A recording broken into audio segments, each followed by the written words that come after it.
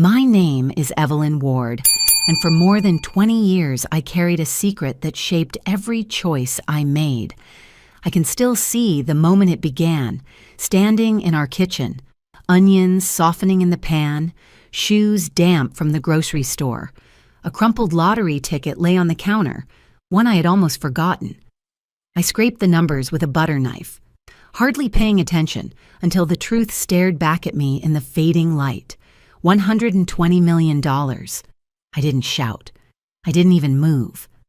I folded the ticket into a worn book on the shelf and stirred the onions before they burned. Marjorie came in humming, setting bread on the counter, kissed my cheek, and never noticed my hands shaking.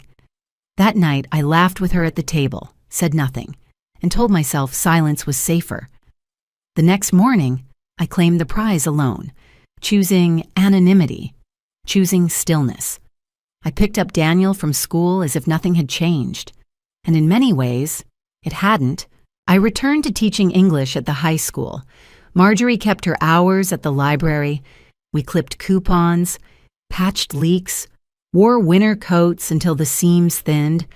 We lived as if the ticket had never existed. I told myself the money was for Daniel. I wanted him to grow on soil that could not be bought, to measure himself by effort, not inheritance.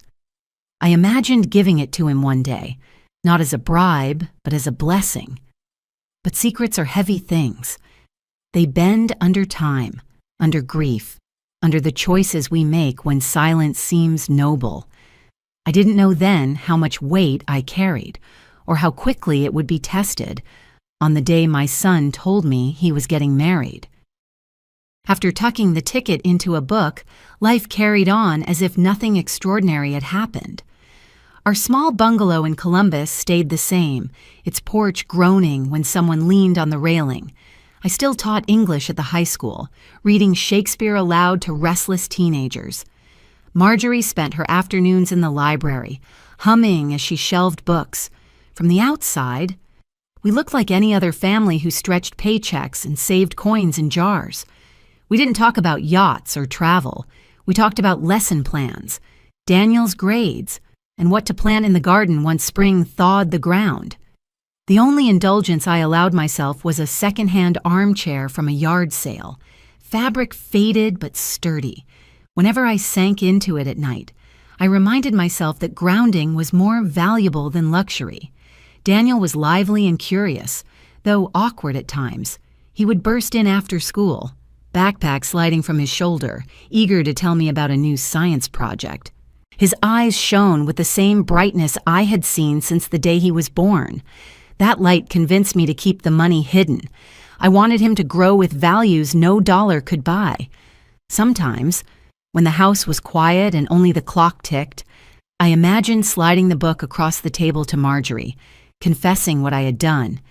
I pictured her steady eyes softening, her voice reminding me we had built our life brick by brick. Each time, I kept my silence. I believed the money would wait for the right moment, that someday I would know exactly when to reveal it. What I didn't realize was how quickly time would push that moment beyond my reach. The moment I dreaded crept in quietly. At first, Marjorie rubbed her wrist after long shifts at the library, or paused halfway up the stairs to catch her breath. Soon there were appointments, then scans, then the words, "No family wants to hear." By the time it was spoken aloud, the illness had already claimed its ground. I sat by her bed in the hospital, antiseptic sharp in the air, gripping her hand as if sheer will could hold her here. My mind drifted toward the untouched accounts. I could have called specialists, flown her anywhere she dreamed of seeing, but Marjorie only shook her head. "Don't fuss," she whispered. She wanted mornings with tea in her favorite mug, Daniel's voice ringing through the house, and quiet evenings beside me. When she passed, it was spring. Lilacs bloomed outside the window, their sweetness mocking the emptiness in my chest. The funeral was small. Neighbors brought casseroles, speaking in hushed tones. I nodded, accepted their kindness. but inside I wanted to shout that the world had stolen my anchor. That night, I sat alone on the porch, staring at the garden we had planned but never planted. The tickets winning still waited, growing silently while the person I loved most faded away. I told myself the money was for Daniel now, for his future, for the life he would someday build. I wrapped my arms around her old scarf, breathing in the faint trace of her perfume, and wondered if all my silence had been more cowardice than sacrifice. 2 weeks after the funeral, the phone rang on a quiet Sunday afternoon. The house felt so hollow without Marjorie that even the sound startled me. Daniel's voice came through, bright but shaky.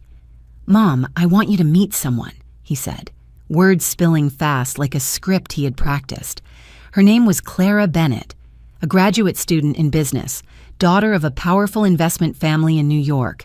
He told me about her father's firm and her mother's charitable boards as if reading from a resume. I folded laundry while he talked, one of Marjorie's cardigans soft in my hands. Then he said it. "We're getting married." The word married lingered like a note that refused to fade. I pressed the cardigan against my chest before answering. "That's wonderful, sweetheart. I can't wait to meet her." The following weekend, Clara stepped into our small living room. She wore a fitted blazer and pearl earrings, though the weather was warm. She shook my hand firmly, her eyes sweeping over the furniture and shelves as though she were cataloging. "So charming," she said, her smile polite but thin. "So lived in." Daniel sat taller than usual, his posture tight, eager for her approval. When I asked about his work at the clinic, he spoke of exposure and partnerships, words that sounded borrowed. Clara nodded when I mentioned I had been a teacher, remarking that storytelling was important for branding. That night, after they left, I stood in the hallway where our family photos lined the wall. Daniel's gap-toothed smile, his first science ribbon, Marjorie's hand resting on his shoulder. I touched each frame, wondering how my son's language had strayed so far from the boy we had raised. A month later, an invitation came for a welcome dinner at the Bennett's home in New York. Daniel's voice on the phone carried excitement, but underneath I heard caution, as if he already knew how far apart our worlds had grown. The estate stood behind tall iron gates that opened with a code. Perfect hedges lined the drive, every stone on the path gleaming. I wore my navy skirt and Marjorie's pressed daisy brooch, telling myself I belonged anywhere my son was. Victoria Bennett greeted me with a glass of sparkling wine, her eyes scanning me the way an appraiser studies an object. "How charming Daniel's upbringing must have been," she said, her voice sweet but cutting. "Grounded young men are so rare. You must have done your best with what you had." I smiled and thanked her, though the words stung. The dining room was cathedral quiet, lit by a chandelier that dwarfed my entire kitchen. We sat at a long table with two of Mr. Bennett's colleagues. Conversation floated around university endowments and corporate restructures. Daniel nodded along, eager, while Clara glowed at his side. When someone asked if I kept busy, I said I had taught literature. Mr. Bennett grinned without warmth. "Ah, important to stay mentally active," he said. I passed the salt when asked, trying to catch Daniel's eyes. For a moment our gazes met, and I smiled, a plea for connection. But he looked away, answering another question about research grants. Later, as we drove back, city lights flashed across the car windows. Daniel sat beside me in silence, not once meeting my eyes. I pressed Marjorie's brooch into my palm and felt the ache of a silence heavier than words. Back in Ohio, the house seemed emptier than before. One evening, while putting away coats in the guest room, I opened the cedar chest. Marjorie and I once called the someday box. The wood smelled faintly of eucalyptus. Beneath Daniel's old drawings lay an envelope with my name written in Marjorie's familiar slant. I sat on the bed. the paper soft from years of waiting. Her voice came back with every line. She wrote that she had known about the lottery all along, the quiet way I moved that night, the storm I tried to hide. She hadn't confronted me because she understood. "You wanted to protect something," she wrote. I admired that. But then she offered her own vision, a scholarship fund, not just money, but mentorship, for students like Daniel once was, bright, overlooked, yearning for a chance. She even gave it a name, the Marjorie and Evelyn Ward Foundation. "We built this life together," she wrote. "Let's leave something behind that continues together." I pressed the letter to my chest, tears soaking into the ink. All these years I had believed the money was for Daniel, his wedding, his future family. But Marjorie's words reminded me it could be more than inheritance. It could be a legacy that carried both our names. I folded the letter back into its envelope and slipped it into my purse. The weight was different now. The money was no longer a silent secret. It had become a choice, waiting for me to act. A few weeks later, Clara invited me to a brunch at the Bennett's house to review wedding plans.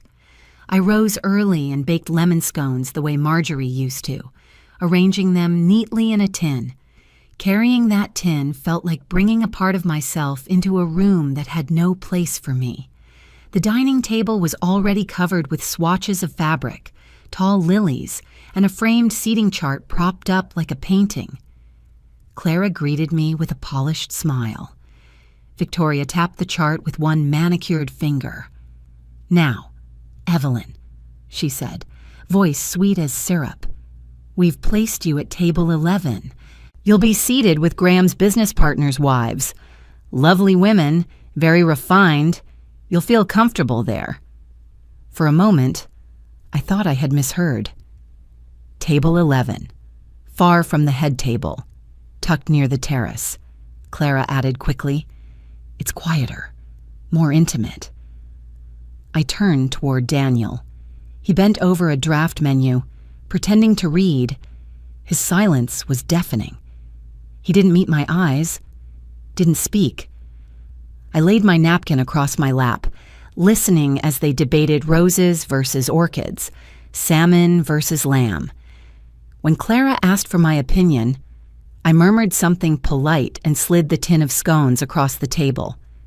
No one touched them. Inside my purse, Marjorie's letter pressed against the leather. Her handwriting echoed in my mind. Dignity, legacy, something larger than us. I knew then that love without respect becomes hollow. When the brunch ended, I thanked them for including me and left the scones behind on the counter, walking to my car. I repeated the words silently, steady as breath. Hold the line. The rehearsal dinner was held in a boutique restaurant downtown, marble floors echoing with every step, mirrors so tall they made me feel smaller than I already did. I arrived early, as I always do, but the hostess barely looked at me before leading me to the private room.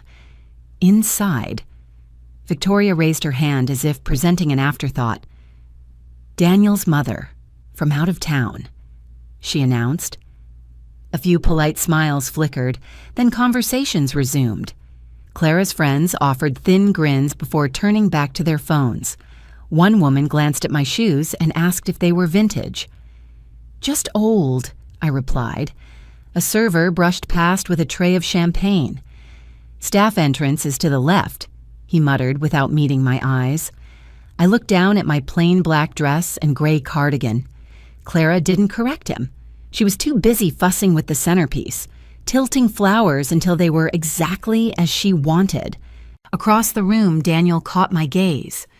He gave a small wave, already seated between his future in-laws. He was laughing at something I couldn't hear. I didn't wave back. I found my seat beneath an air vent, ordered tea, and watched the chatter fill the room without me. Later, Clara's brother raised a glass. "To Daniel," he declared, grinning, "for finally upgrading to a better family." Laughter rippled through the room. I lifted my teacup, steady as stone, and said nothing. As the evening wound down, my mind returned to a memory. The dinosaur cake Marjorie and I had baked for Daniel's 5th birthday. Lopsided, too much green frosting, perfect in its imperfection. In that glittering room, the memory squeezed my chest like a truth only I still carried. The wedding day dawned beneath a sky too bright for what I carried inside. The Bennett ballroom glowed with chandeliers, the air thick with roses and expectation. A quartet played as guests drifted to their tables, each place marked with calligraphy and gold-rimmed menus. I searched the chart until I found my name tucked near the kitchen doors, table 14. The chairs wobbled where the carpet ended. My companions were a florist's assistant checking her watch and a nervous intern who thought I was someone's great aunt. They spoke to each other, never to me.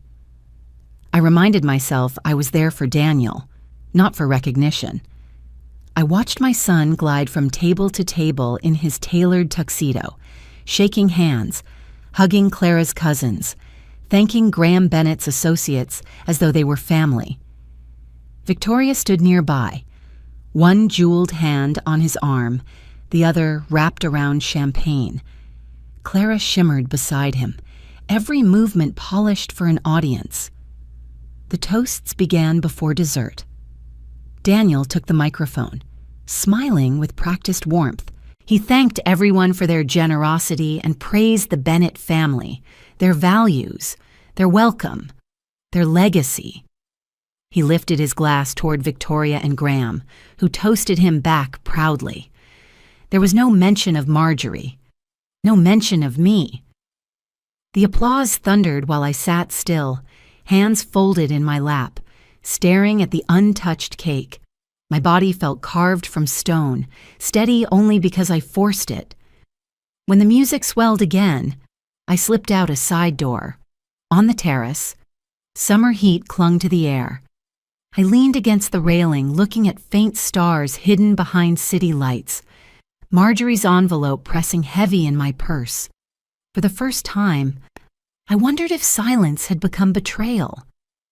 I lingered on the terrace, the music seeping through the doors, each note glittering for people who hadn't noticed my absence. My hand brushed against Marjorie's envelope in my purse, the paper sharp against my fingers. Something inside me shifted. Silence no longer felt like sacrifice. It felt like surrender. I straightened my cardigan and walked back into the ballroom. They were in the middle of speeches. Victoria held the microphone, Clara glowing, Daniel clapping dutifully behind them. Words like legacy and bright future floated through the air, polished but hollow. I stepped forward, slowly enough that the crowd hushed.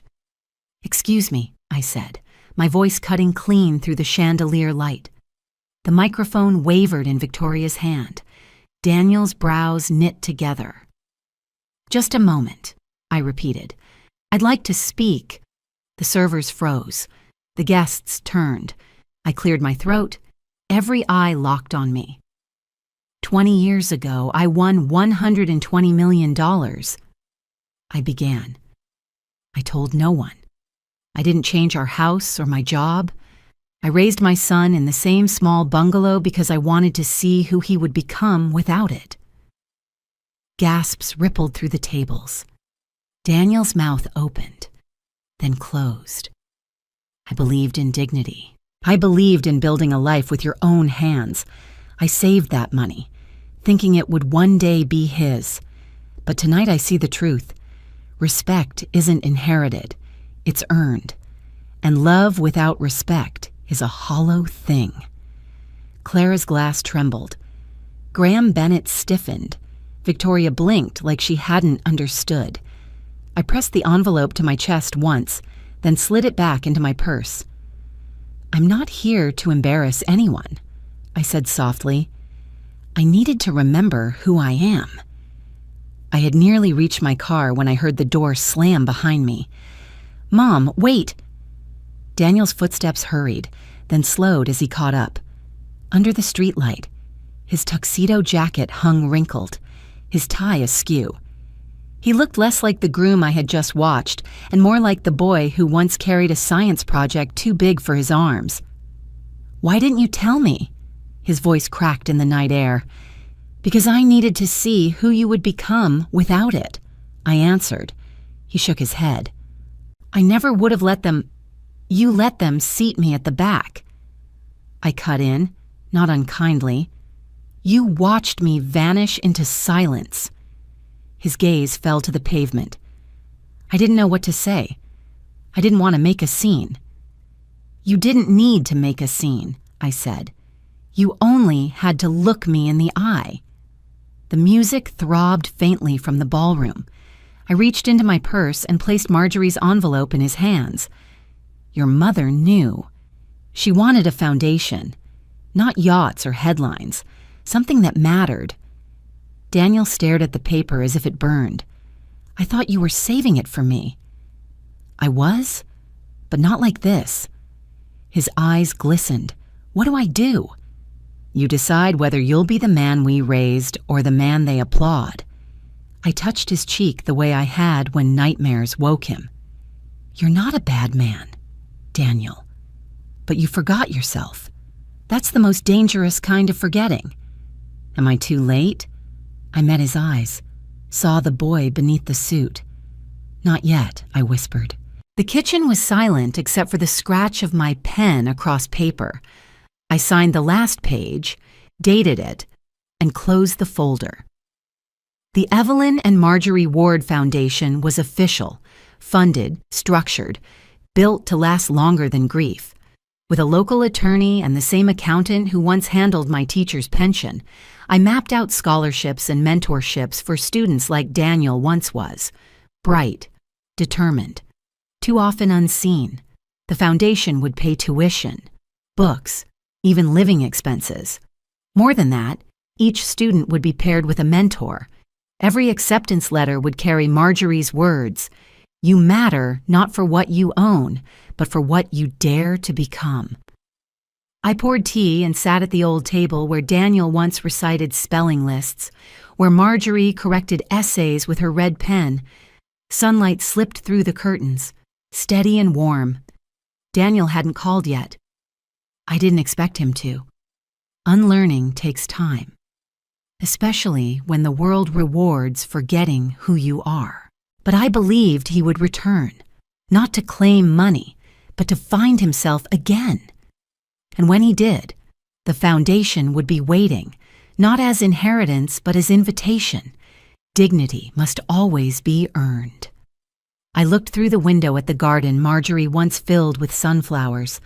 The beds were bare now, soil dark and waiting, yet in my mind their golden faces turned toward the light, stubborn and bright. There are many kinds of wealth. Some bloom quietly, some take root.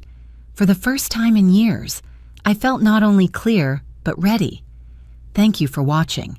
If you enjoy these family drama and revenge stories, please subscribe and join me for more every day.